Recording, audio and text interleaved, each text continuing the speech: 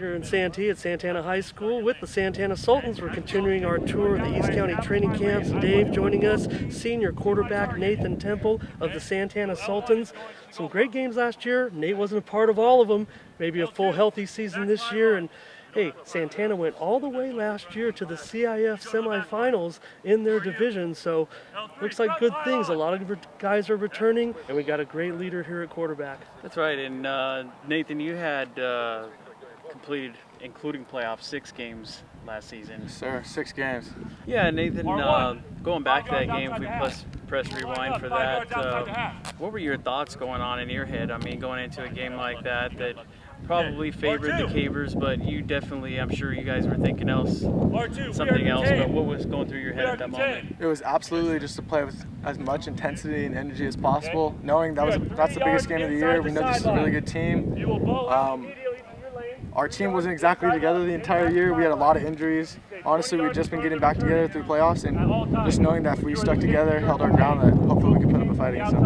Who would you say, you can't fill the void, but who steps up next on the eventual replacement, if you will, for Colton Snipes, in your eyes? For Colton Snipes, I would say Cameron LARICCIA at safety.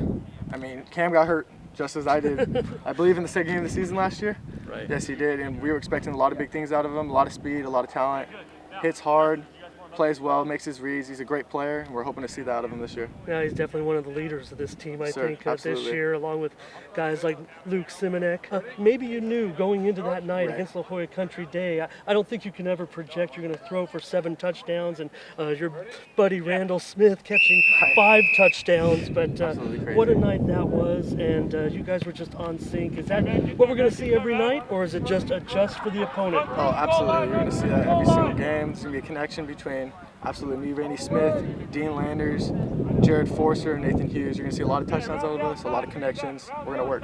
It's going to be fun. And I mean, to add to that explosive offense, you definitely, and I'm sure you can talk that one up quite a bit, talking about Brooks Mutah and what he's done since his sophomore year over here. He's really made a difference for Santana. Absolutely. Brooks, he's done a ton for our offense, not only our offense, but our defense too. A lot of game-saving tackles. As running back, he's picked up a ton of yards. He's put up games, brought us back in games, absolutely saved games. He's been a great part to our offense. I mean, couldn't have done it without him. I mean, he had to hold up.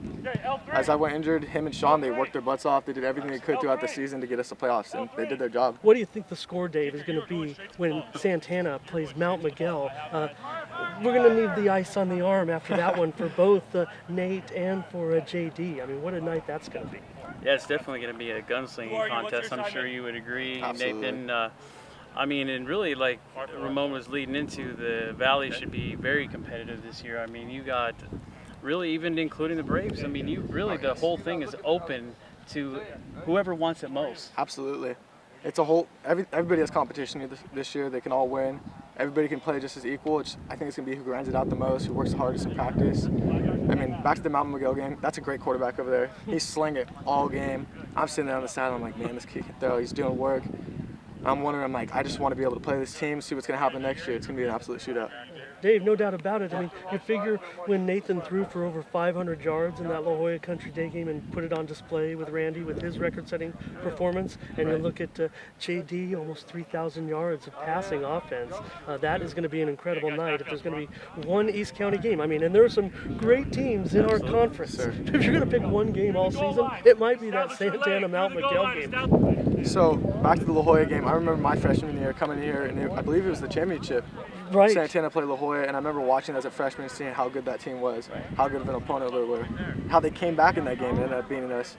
And it was absolutely amazing. I knew going into that game it was going to be a tough game to play. We're going to have to sling it. Probably going to be a scoring game, a high-scoring game. Whoever's going to score the most is going to win the game. Knowing that, and then going back to Mar Vista, we played them many times. They're a tough running team, big guys. We have to work against them, and I knew it's going to be up to the defense. They could run. If we could stop them, then we have a chance, and they prevailed. And then what always comes into play when you guys have played the Mariners so many times, I mean, it's kind of like your own little cross-county rivalry. Oh, yes, absolutely. And then it's always the field, too. how much different and how much harder is it to play on that grass field that is unleveled and just really seemed to work in the Sultans' favor that night. Man, you slip all over the field on the grass field. Compared to turf, you got traction, you're running, you can do whatever. On the grass, you never know what's going to happen. You're trying to scramble, you slip, you fall, 15-yard loss. Or it helps in your favor. A defensive position player slips and falls, it's an easy scoring touchdown. You never know. And Nathan, I just got to have you mention your guys are going to protect you this year and block for your backs. Tell me about your line. Oh, the line. Absolutely, you cannot win a game without your line. I'm so thankful for them. They work their butts off every single game. Give me your leaders. They're my biggest fans. I say Luke SIMONEK, Jordan Ortiz, Jace Lynch. Those are great workers on this team. They work their butts off. Great leaders on the line, always talking, always communicating. And you're going to see some big things out of them this year. Luke, coming off a great season, I think we all can agree that the Sultans really did, especially considering all of your teammates. A lot of them spent time on injured reserve, if you will, and we still ended up with a great season. 7 wins, Dave, a winning season, making it all the way to the San Diego CIF semifinals, if you remember, where they ran into the San Diego Cavers. But Luke has been on this team since he was a sophomore, and I think he's looking for big things out of this senior class and the Santana Sultans. Yeah, Luke, and if you don't mind asking too, what is your preference? I mean, do you like to be the defensive guy, or are you more of an offensive, let's play in the trenches and get these backs and quarterbacks some good touches?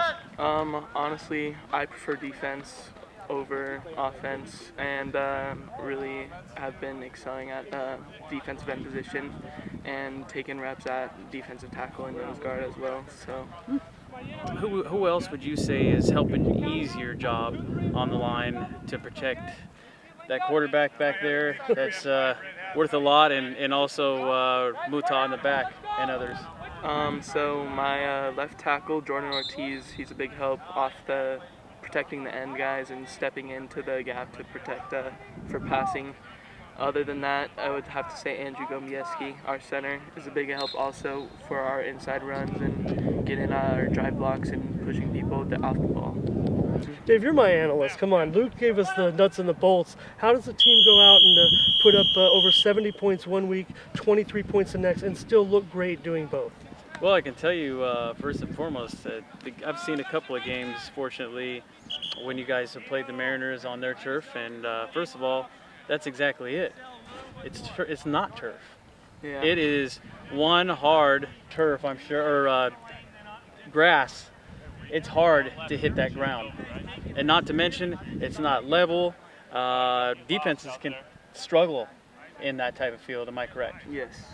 And it took a toll on us, but luckily we were able to keep going through and keep on with our plays, and it just turned out okay. Dave, the Sultans went through a little bit of a winning streak in the beginning of the season, despite the loss of our quarterback, the starting quarterback, Nathan Temple, we talked to, and then went through a bit of a losing streak, played some tough games, then got on a roll again towards the end of the season. Luke, I imagine no disappointment.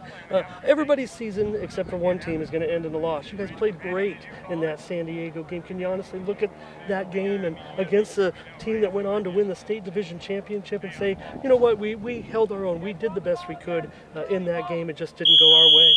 Yeah, I honestly thought we played a great game that game, and we held them to the lowest points scored, I think, and it honestly could have gone either way depending on a couple of different factors, and I just believe that we could have done a little bit more on offense, but other than that, we came out and played a great game. They are going to contend for that league championship this year.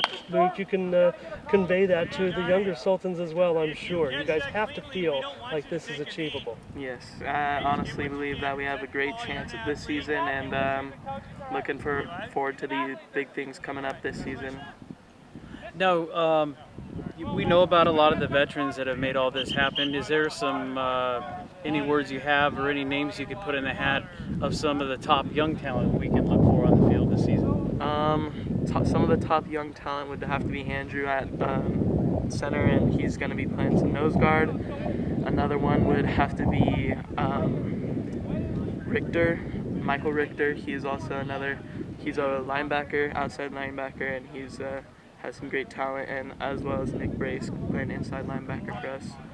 Well, Luke Simonek, you've kind of seen this thing through from your sophomore year, so I'm sure that your expectations are pretty high for this season. Tell us about your experience with this coaching staff now, a third year on the varsity and playing football for Santana.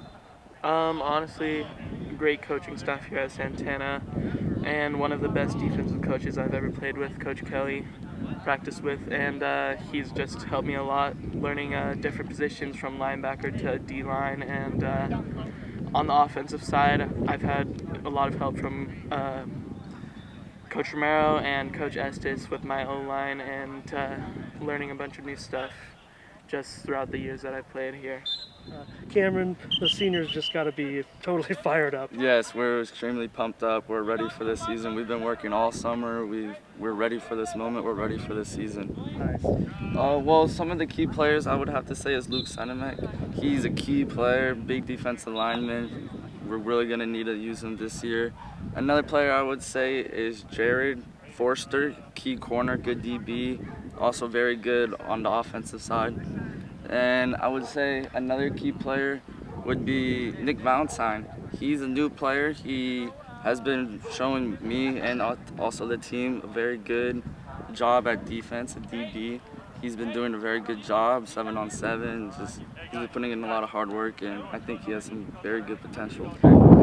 Cameron, Nathan wasn't the only one. You were sidelined last season with an injury. Tell us about how your season went, how you worked to get back on the field. First of all, what happened and what did you have to do to get back into condition to take the field? Unfortunately, in the second game of the season, it was the 10th play actually, I chipped my clavicle and I messed up my rotator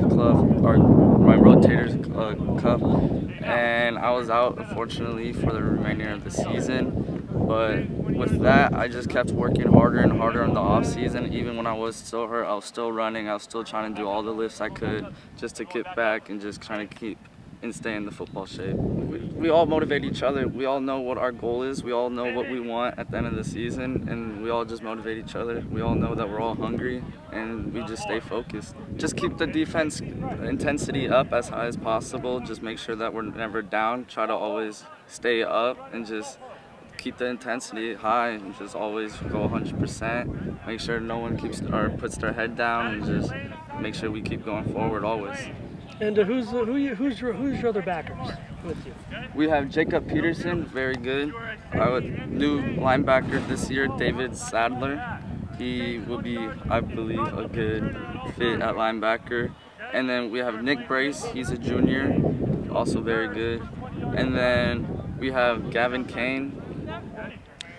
Dave, one thing that the Sultans have is a crosstown rival, and I don't know if you've caught wind of this, but when West Hill starts to talk about a rival right now, it kind of starts saying that, you know what, maybe El Cap is our rival. But the Sultans say, you know what, we want to be the kings of Santee. Do you think that's any disrespect to the Sultans? And I'm not going to put Cameron on the spot, but do you think that they should take offense to that? I think absolutely. I mean, in the best possible scenario, rival-wise, but I definitely think they should take offense since the Mayoral Cup has been played for much longer than the, no offense, Tony Burner Cup. This cup has been going on, and it's been named several different things throughout its years here at Santee, but I think they should take a little bit of an offense, and maybe it's going to create a little bit of chip on their shoulder this season when it comes time to meet the pack. Well, then I'll ask Cameron this. What are, every game by game, okay, we know the typical player rhetoric. Who are some of the teams, the games maybe you were looking most forward to? Maybe not just you, how about the seniors as a team? I would say most definitely Sarah, week 2, just because last year's game was such a crazy game. And so this year we're definitely looking forward to that game. And then I would definitely say West Hills. We'll always want to beat West Hills, always will be, and hopefully this year will be the year. And then another team hopefully would be me personally, Monte Vista, just because they've always been so good, and then hopefully this can be our year to beat them.